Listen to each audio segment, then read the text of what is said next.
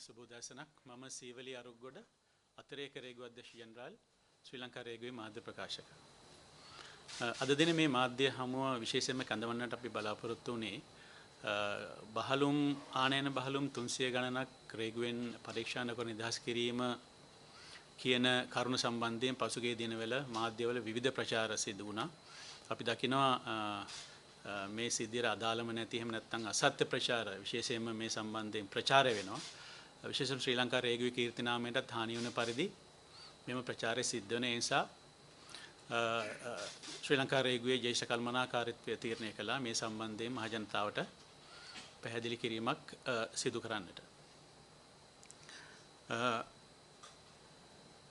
විශේෂයෙන්ම මම මේ අවස්ථාවේ ආරම්භ කරන්න කැමති වරාය තුල ආනයන බහලුම් නිදහස් කිරීමේ ක්‍රමවේදය තුලදී පසුගිය වසරේ විශේෂයෙන්ම අපිට විශාල තදබදයකට මුහුණ දෙන්න සිදු වුණා.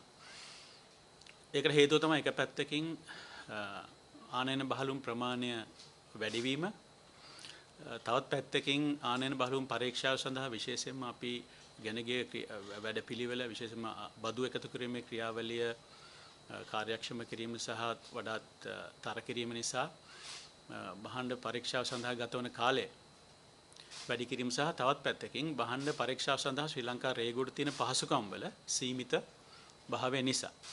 ඒ නිසා අපි දැක්කා පසුගිය වසරේදී ජනවාරි සිටම මේ ආනයන බහලුම් වරාය නිදහස් කිරීමේ ක්‍රියාවලියේ යම් යම් ප්‍රමාද සිද්ධ වෙනවා. මේක ජූනි මාසය වන විට ඉතාමත්ම ඉහළ මට්ටමකට ආවා. විශේෂයෙන්ම සමහර අවස්ථාවලදී දිනකට බහලුමක් නිදහස් කිරීම සඳහා දවස් 7ක් 8ක් 10ක් පමණ කාලයක් ගත වීමේ ප්‍රවණතාවක් තිබුණා. මේ සම්බන්ධයෙන් ආනයනකරුවන්ගෙන්, ලොරි රථ රියදුරන්ගෙන් සහ ලොරි හිමියන්ගෙන් එතකොට බහලුම් පර්යන්තවලින් වගේ මේ සම්බන්ධ වන අයගෙන් බොහෝ පැමිණිලි ශ්‍රී ලංකා රේගුවට ලැබුණා. මේ සම්බන්ධයෙන් සුදුසු ක්‍රියාමාර්ගයක් අරගෙන ඉක්මනින් බහලුම් නිදහස් කිරීමේ කටයුතු කරගෙන යන්නට කියලා. විශේෂයෙන්ම බහලුම් නිදහස් කිරීම ප්‍රමාද වීම තුලින් විශේෂයෙන්ම දවස් 7ක් 8ක් 10ක් ගත වීම තුලින් ඔබ දන්නවා විශාල ආර්ථික හානියක් රටට සිද්ධ වෙනවා.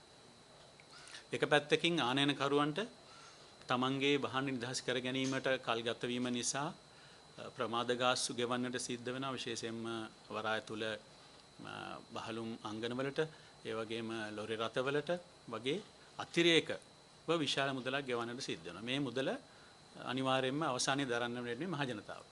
එක පැත්තකින්. තව පැත්තකින් මේ බහලුම් ලොරි රථ මේ දවස් 7ක් 8ක් එක බහලුමකට හිර වුණාම අර අපි අනිත් නිදහස් කරන බහලුම් ප්‍රමාණය නිදහස් කර ගැනීමට ලොරි රථ වල අවශ්‍යතාවයක් පැන නගිනවා, හිඟතාවයක් ඇති වෙනවා. ඒ වගේම කර්මාන්ත හිමියන්ට තමන්ගේ කර්මාන්ත පවත්වා ගැනීම සඳහා අවශ්‍ය අමුද්‍රව්‍ය නියම වේලාවට ලබා ගැනීමට නොහැකි වීම තුළින් ඔවුන්ට අනවශ්‍ය අමතර වියදමක් දරන්න සිද්ධ වුණා. ඒ වගේම ඔවුන්ගේ මේ ඇනවුම් කැන්සල් වීමේ තත්ත්වයට දක්වා වර්ධනය වුණා. ඒ වගේම වරාය තුල බහලුම් තදබදය අධික වීම නිසා අන්තර් පර්යන්ත බහලුම් හුවමාරුවට බාධා පැමිණීම නිසා කාර්යක්ෂමතාව වැඩි වුණා. විශේෂයෙන්ම අපි දැක්කා කොළඹ වරායට පැමිණෙන්නට තිබූ නෞකා බොහෝ ප්‍රමාණයක් කොළඹ වරාය මගහැරලා හැරී ගිය අවස්ථා තිබුණා. විශේෂයෙන්ම නෞකා ඒජන්තවරුන් අපිට ඒ දවස්වල සහතික කරලා ලිපියකින් සහතික කරලා තිබුණා. ඒ අදාළ මාසය තුළ අවම වශයෙන් නෞකා 34ක්වත් කොළඹ වරාය මගහැරලා යන්නට සිද්ධ වුණා කියලා. ඉතින් මේ තුලින් විශාල ආර්ථික හානියක් රටට සිද්ධ වීමේ අවස්ථාව පැන නගුණා. ඉතින් මේ தත්ත්වය විසඳීම සඳහා ශ්‍රී ලංකා රේගුව අනුගමනයේ විශේෂයෙන්ම ශ්‍රී ලංකා රේගුවේ ජ්‍යෙෂ්ඨ කළමනාකාරීත්වය තීරණය කළා මේ ස්ක්‍රීනින් යුනිට් කියන ඒකකයක් පිහිටවලා ඒ ඒකකය අතරේක අධ්‍යක්ෂ ජෙනරාල්වරයෙකුගේ නායකත්වයෙන් පිහිටවලා ඒ කමිටුවට අදාළ නිර්ණායකයන් සපයලා ඒ නිර්ණායකයන් සපුරන බහලුම් ඒ කියන්නේ අපි අවදානම අඩුයි කියලා හොයාගන්න බහලුම් මේ විදිහට පරීක්ෂාවකින් තොරව නිදහස් කිරීම සිදු කරන්නට. ලංකාවට ආනයනය කරන බහලුම් වලින් අපි 60ක් නිදහස් කරන්නේ පරීක්ෂාවකින් තොරව. 140ට අඩු ප්‍රමාණයක් තමයි පරීක්ෂාවට ලක් කරන්නේ. අනිත් පැත්තෙන් බලනකොට අපිට බහලුම් පරීක්ෂාව සඳහා තියෙන පහසුකම් ගත්තාම මේ වඩාත්ම සූක්ෂම ලෙස පරීක්ෂා කිරීම සඳහා බහලුම් පරීක්ෂා කිරීම සඳහා තියෙන අංගන දෙකක් තියෙනවා අපිට ග්‍රේ ලයින් 1 සහ 2. මේ අංගන දෙකෙන් පරීක්ෂා කරන්න පුළුවන් බහලුම් 50යි එකකින් තොර සමස්තය 100යි. ඒ වගේම අහමු ලෙස පරීක්ෂා කිරීම සඳහා අපි තෝරාගෙන තියෙනවා බහලුම් පරීක්ෂා කරන්නට RCT අංගනය. මේ අංගනය තුල දිනකට 350ක් වගේ උපරිම ප්‍රමාණයක් තමයි පරීක්ෂා කරන්න පුළුවන්. විශේෂයෙන් මේ අංගනයේදී රේගුවට අමතරව අනිකුත් රේගුව සමග ක්‍රියාත්මක වන ආයතන විශේෂයෙන්ම ආහාර පරීක්ෂකවරුන්, ඒ වගේම ශ්‍රී ලංකා ප්‍රමිති ආයතනය සහ ඒ වගේම ප්ලාන්ට් ඇන්ඩ් ඇනිමල් කොරන්ටයින් කියන මේ දෙපාර්තමේන්තු වලට පරීක්ෂණයට අවශ්‍ය බහලුමුත් අපි මෙතෙන්ට යොමු කරනවා. ඒ නිසා සාමාන්‍යයෙන් දිනකට අපි දකිනවා 1500ක් විතර බහලුම් ප්‍රමාණයක් ලංකාවට එනවා. වරාය හරහා නිෂ්කාශනය වෙනවා. සමහර දිනවල මේ 1500 3000 දක්වා ඉහළ යනවා. ඒ කියන්නේ සීසන්ස් අනුව වෙනස් වෙනවා. ඒ වගේම නිවාඩු දවස් 3-4ක් එක දිගට තිබුණත් 5 වෙනිදා 6 වෙනිදා වෙනකොට මේ බහලුම් ප්‍රමාණය දිනකට අපිට ලැබෙන බහලුම් ප්‍රමාණය ඉතා විශාල ලෙස ඉහළ යනවා.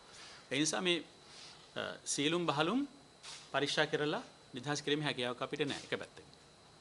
අනිත් පැත්තෙන් ජාත්‍යන්තරව පිළිගත් ක්‍රමවේද විශේෂයෙන්ම ලෝක රේගු සංවිධානය සහ ලෝක වෙළඳ සංවිධානය සමග අපි අත්සන් කරලා තියෙන ඒ ප්‍රඥාප්ති වලින් අපි වගකීමක් තියෙනවා අත්‍යවශ්‍ය භාණ්ඩ පමණක් පරීක්ෂා කරලා අනිත් භාණ්ඩ නිදහස් කිරීම.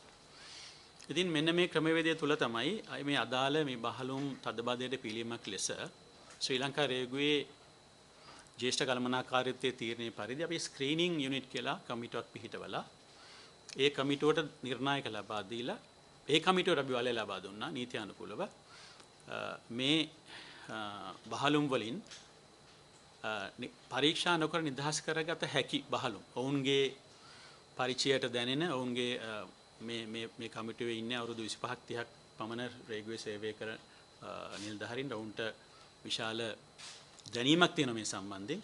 ඒ දැනීම පාවිච්චි කළා සහ අපි ලබා දුන් නිර්ණායකයන් පාවිච්චි කළා ඒ නිර්ණායකයන්ට අනුකූල වන බහලුම් නිදහස් කිරීම අපි කරගෙන යන්නට.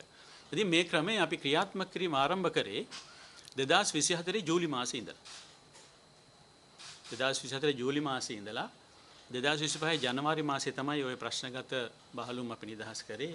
ඒ දක්වා අවස්ථා කිහිපයකදී බහලුම් සෑහෙන ප්‍රමාණයක් අපි නිදහස් කළේ. ඒ තුලින් අර බහලුම් ඉක්මනින් අවශ්‍ය සහ අවදානමක් නැහැ කියලා අපි උපකල්පනය කරන බහලුම් නිදහස් කිරීම තුලින් මේ තදබදය අපි කළමනාකරණය කරගත්තා. ඒ තුලින් සෑහෙන සහනයක් බදු ගෙවන්නන්ට, ඒ වගේම ආනයනකරුවන්ට, කර්මාන්තකරුවන්ට වගේ අයට සෑහෙන සහනයක් ලැබුණා. අර නැව් හරවලා යවන එක නැවතුණා. ඒ තුලින් රජයට සිද්ධ විය හැකි, රටට සිද්ධ විය හැකි ආර්ථික හානිය අපි අවම කරගත්තා. මේක අපි 2024 ජූලි මාසයේ ඉඳන් ක්‍රියාත්මක කරගෙන ආවේ. ඉදිරියටත් මෙවැනි තත්ත්වයක් ඇති වුණොත් මේ ක්‍රමයේ ක්‍රියාත්මක කිරීමට අපි හැකියාව තියෙනවා. ඉතින් මේ බහලුම් වල අඩංගු ද්‍රව්‍ය මොනවද කියලා බොහොම කතා බහට ලක් වෙනවා මේ කාලේ. ඉතින් මම මේක සමරි කෙටියෙන් කිව්වොත් කර්මාන්ත සඳහා අවශ්‍ය අමුද්‍රව්‍ය විශේෂයෙන්ම ප්ලාස්ටික්, රෙදිපිලි, නූල් වර්ග, රසායන ද්‍රව්‍ය වගේ දේවල් මේ වගේ තිබුණා. ඒ වගේම නිෂ්පාදකයන්ගේ දේශීය නියෝජිතයන් ආනයනය කරන ලද මෝටර අමතර කොටස්, විදුලි උපකරණ වගේ දේවල් මේකේ තිබුණා. ඒ වගේම සත්ව ආහාර, මැෂින් වර්ග, කඩදාසි, සූර්ය පැනල්, යකඩ පයිප්, වයර්, පොහොර, පලිබෝධනාශක, සිමෙන්ති, ලී දැව වගේ දේවල් තමයි මේ බහලුම් වල අඩංගු වෙලා තිබුණේ. ඉතින් මේ ඒ වගේම මේ බහලුම් ආනයනය කරලා තිබුණේ විශේෂයෙන්ම ඉන්දියාවෙන් සහ චීනයෙන් තම බහුතරයක්. ඊට අමතරව අපි දකිනවා ඉන්දුනීසියාව, හොංකොං, සිංගප්පූරුව, මැලේසියාව, ස්විට්සර්ලන්තය, දකුණු කොරියාව, එක්සත් අරාබි එමිරාත් රාජ්‍ය වගේ රටවලිනුත් මේ බහලුම් ආනයනය කරලා තිබුණා. ඉතින් මේ බහලුම් නිදහස් කිරීමේදී අපි අනුගමනය කරන ලද ක්‍රමවේද නිසා අපි විශ්වාස කරනවා මේ බහලුම් වල තිබුණේ මේ ආනයනකරුවන් විසින් රේගුවට ප්‍රකාශ කරන ලද භාණ්ඩ පමණයි කියලා. විශේෂයෙන්ම මේ භාණ්ඩ නිදහස් කිරීමේදී අදාළ කමිටුව ඒ අදාළ ආනයනවල ආනයන සටහන් කරවල සියලුම ලියවිලි පරීක්ෂා කරලා තමයි මේවා නිදහස් කිරීම සිද්ධ කරගෙන ගියේ. ඔකට කියනවා නම්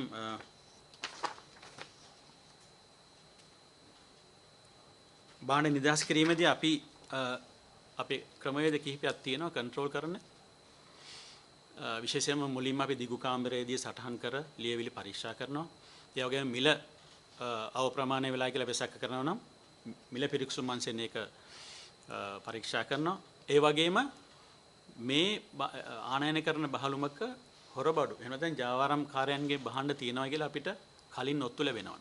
එහෙම නැත්නම් මේ විවිධ ශ්‍රී ලංකා රේගුවේ විවිධ බලාත්මක ඒජන්සි බලාත්මක අංශ විසින් ඔවුන්ගේ බලාත්මක කටයුතු කරගෙන යනවා. ඔවුන්ට සිතනවා නම් සැකයක් ඇති වෙනවා නම් මේ බහලුම් වල වෙන භාණ්ඩ තිබිය හැකියි කියලා ඔවුන් ඒවා නිදහස් කිරීමට නොදී රඳවාගෙන පරීක්ෂා කරනවා. ඉතින් මේ ක්‍රමවේද සියල්ලටම යටත් කරලා තමයි අවසානයේදී ඒවට නොතේරුණු සහ ඒ වගේ ඒ අවශ්‍යතාවයන් සන්තුෂ්ත කරලා තමයි ඊට පස්සේ ඉතුරුන බහලුම් වලින් තෝරාගත්ත කොටසක් මෙහෙම අවදානම අඩුයි කියලා හිතන කොටසක් තමයි මේ නිදහස් කරලා තියෙන්නේ. ඒ නිසා අපිට විශ්වාසයෙන් කියන්න පුළුවන් ඔය පහුගිය කාලේ අපිට චෝදනා නගලා තිබුණා මේ බහලුම් වල ආයුධ තියෙන්න පුළුවන් කියලා. එහෙම නැත්නම් රත්තරන් තියෙන්න පුළුවන් කියලා. එහෙම නැත්නම් මද්ද්‍රව්‍ය තියෙන්න පුළුවන් කියලා. ඉතින් අපි තෝරා ගන්නාලද මේ ක්‍රමවේද අනුගමනය කරපු නිසා අපිට විශ්වාසයෙන් කියන්න පුළුවන් මේ බහලුම් අතර මේ කියන කිසිම දෙයක් තිබුණේ නැහැ කියන එක. කෙසේ වෙතත් මේ සම්බන්ධයෙන් දැන් දැඩි කතාබහක් ඇතුළත තියෙන නිසාම ශ්‍රී ලංකා රේගුව අපේ පැත්තෙන් අපි මේ සියලුම බහලුම් සඳහා පශ්චාත් නිෂ්කාශන විගණනයක් සිදු කිරීම සඳහා දැන් තීරණය කරලා තියෙනවා. පශ්චාත් නිෂ්කාශන විගණන අංශයෙන් මේ සම්බන්ධයෙන් විගණනයක් සිදු කරගෙන යනවා. ආරම්භ කළා දැන් සෑහෙන දුරට ක්‍රියාත්මක කරලා තියෙනවා. ඒ වගේම මුදල් අමාත්‍යාංශ ලේකම්තුමා විසින් පත් කරන ලද ඉහළ පෙළේ කමිටුවක් මගින් මේ සමස්ත ක්‍රියාදාමයම විමර්ශනයකට ලක් කරලා තියෙනවා. රේගු අධ්‍යක්ෂ ජනරාලවරයා සහ අදාළ සීලම නිලධාරීන් මේ කමිටුවට ගිහිල්ලා අපි විස්තර ලබා දීලා තියෙනවා. ඔවුන් ඉල්ලපු සීලම විස්තර අපි ලබා දුන්නා. ඒ වගේම අපරාධ පරීක්ෂණ දෙපාර්තමේන්තුවටත් අපි මේ සියලුම විස්තර ලබා දීලා තියෙනවා. ඔවුන්ට අවශ්‍ය විමර්ශනයක් සිදු කිරීම සඳහා.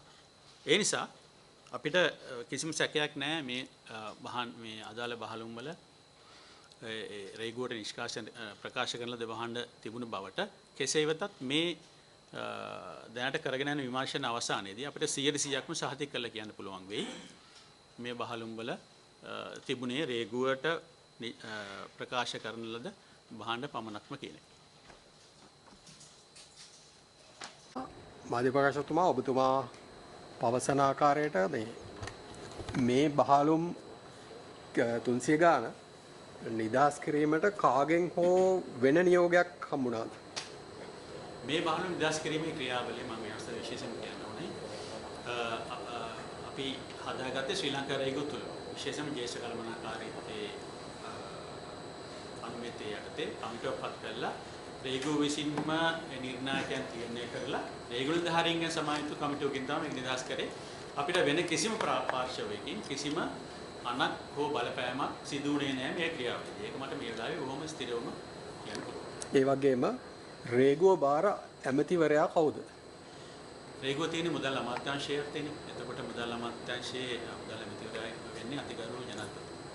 එතකොට සමාජයේ මේ දවස්වල කතා වෙනවා පැමිණිලි කරනවා දකිනවා විරෝධතාව පේන්න තියෙනවා බිමල් රත්නායක ඇමතුමා වරායබාර ඇමතුමා. එතුමා මේකට සම්බන්ධද? ඔව් අපිත් ඒ කතාව දැක්කා. දැන් බිමල් රත්නායක ගරු ඇමතුමන් ඉන්නවා මේ අමාත්‍ය මණ්ඩලයේ අනුමැතිය පරිදි පත් කරන ලද මේ වරායේ තදබදයට විසඳුම් සැලසීම සඳහා පත් කරන ලද කමිටුවේ එතුමා තමයි සභාපති. ඒ කමිටුවට රේගුව අධ්‍යක්ෂ ජනරාල්වරයාත් සමාජික වශයෙන් ඉන්නවා.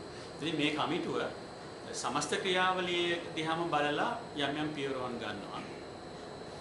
එසේ වුවත් මේ රේගුව විසින් මේ කරගෙන යන ලද නිෂ්කාශන ක්‍රියාවලියට කිසිම විදියකින් එතුමා සම්බන්ධ වුණේ නැහැ. එතුමාගෙන් අනක්කෝ එතුමාගේ ඉල්ලීමක් හෝ කිසිම දෙයක් අපිට ලැබුණේ නැහැ. ඒ වගේම පසුගිය දිනක පාර්ලිමේන්තුවේදී පාර්ලිමේන්තු මන්ත්‍රී අර්ජුනා මහතා පැහැදිලිව ප්‍රකාශ කරා මේක ඇතුලේ තිබ්බේ එතුමාගේ නායකයා වන ප්‍රභාකරන්ගේ ආයුධ කියලා. ඔබතුමා දැන් කියනවා ප්ලාස්ටික් බඩුවකක් තිබ්බා කියලා. එතුමා කියනවා ආයුධ තියෙනවා කියලා. මේකේ සත්‍යතාවය රටට කොහොමද අපි එලි කරන්නේ?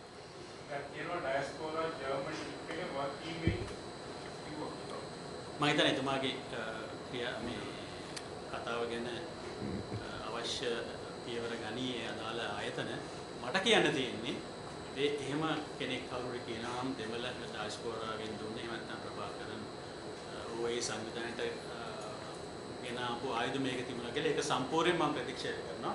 අපි ක්‍රියාත්මක කරලද ක්‍රමවේදය අනුව එසේ එවැනි ආයුධ හෝ වෙනත් දෙයක් තිබීමේ හැකියාවක් නැහැ. කෙසේ වෙතත් මේක 100%ක්ම අපිට ස්ථිර කරන්න පුළුවන්.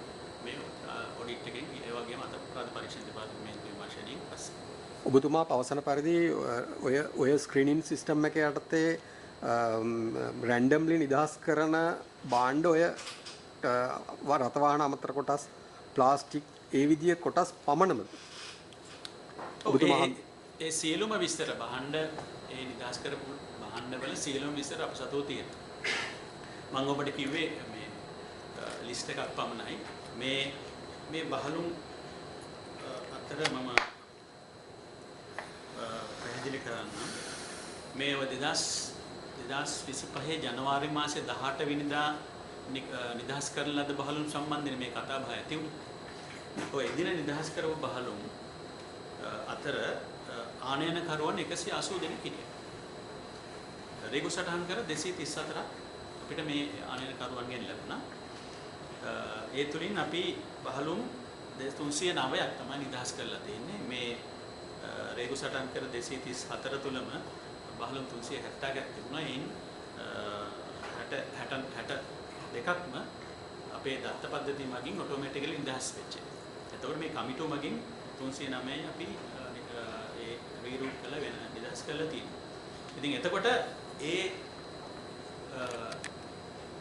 රේගු සටහන් කර 234ටම අදාළ ඒ ආනයනකරුවන් 180ටම අදාළ සියලුම විස්තර අපි ගාව තියෙනවා. ආනයනකරුවන්ගේ නම විස්තර, එතකොට ඔවුන්ගේ කම්පැනි එකක් නම් ඔවුන්ගේ අධ්‍යක්ෂ මණ්ඩලවල විස්තර, ඡායාරූප, ජාතික අඳුනුම්පත් අංගයේ සියලු විස්තර අප සතුව තියෙනවා. ඒ වගේම මේ අදාළ සටහන් කරවලට අදාළ සියලුම ආනයන ලියවිලි අප සතුව තියෙනවා. ඒ වගේම මේවා නිෂ්කාශනය කවුද කරේ, කවුද නිෂ්කාශන නියෝජිතයන් කවුද කියන එක අප සතුව තියෙනවා. බහලුම් අංකත් අප සතුව තියෙනවා. ඔවුන්ගේ ඔවුන්ගේ ව්‍යාපාර ස්ථානයේ විස්තරත් අප සතුව තියෙනවා. ඉතින් මේ සියලුම විස්තර අප සතුව තියෙනවා. මේ සියලුම විස්තර අපි අවශ්‍ය තැන්වලට විශේෂයෙන්ම ඔය මුදල් අමාත්‍යාංශ ලේකම්තුමා විසින් පත් කරන ලද කමිටුවට, ඒ වගේම අපරාධ පරීක්ෂණ දෙපාර්තමේන්තුවට සහ අපේ අභ්‍යන්තර පශ්චාත් නිෂ්කාශන විකරණාංශයට අපි සම්බන්ධ වෙනවා. ඒ නිසා ඒ සියලු තොරතුරු වලින් අපිට මේ වශනේ ඉක්මනටම ඉවර කරගන්නට පුළුවන්. මම මේ ඔබට කලින් මම ගෙනාවේ සැකවින් මේ තිබුණු බහලුම් අතර මොනවද තිබුණේ කියන ආන්දර විස්තර. තදබදයක් ඇති වුණාම මේ අර වෙනදාට රෙඩ් channel එකේ යවනවා වගේ එහෙම විශ්වාසය මත එහෙම කරනවද? ඔව්, දැන් තදබදයක් ඇති වුණාම අපිට තීරණයක් ගන්න දැන් මේක මම කලින් පැහැදිලි කළා වගේ මේක ලොකු ආර්ථික ප්‍රශ්නයක් රටේ සමස්ත රට ආර්ථිකන බලපාන ප්‍රශ්නයක් විදිහට ආවා. නැව් හැරිලා ගියා. කර්මාන්ත කරගෙන යන්න බැරුණ අවශ්‍ය මුදල් නැති නිසා අතිරේකව ආනයනකරුවන්ට අතිවිශාල මුදලක් ගෙවන්නට සිද්ධ වුණා. ඒ මුදල අන්තිමට පාරිභෝගිකයට තමයි දරන්න සිද්ධ වෙන්නේ. ඉතින් ඒ වගේ අවස්ථාවක රේගුවට අනිවාර්යයෙන් මැදිහත් වෙලා ක්‍රමවේදයක් අනුගමනය කරලා කරන්නට පියවර ගන්නට සිද්ධ වෙනවා. ඉතින් ඒක තමයි අපි කරේ. ඒකට අපේ නීතිම ප්‍රතිපාදන තියෙනවා. ඒ වගේම අපි අනුගමනය කළ ක්‍රියාමාර්ගය කොහොම ඒ කියන්නේ ට්‍රාන්ස්පරන්ට් ක්‍රියාමාර්ගයක් කිසිම කෙනෙකුට පාඩුවක් හෝ වාසියක් සිදු නොවන විදිහට තමයි මේ ක්‍රියාත්මක කරන්නේ. දැන් කන්ටේනර් පිට කිරීමේ නියමිත පටිපාටිය එතකොට හරියටම කොහොමද? මේ මොකද්ද?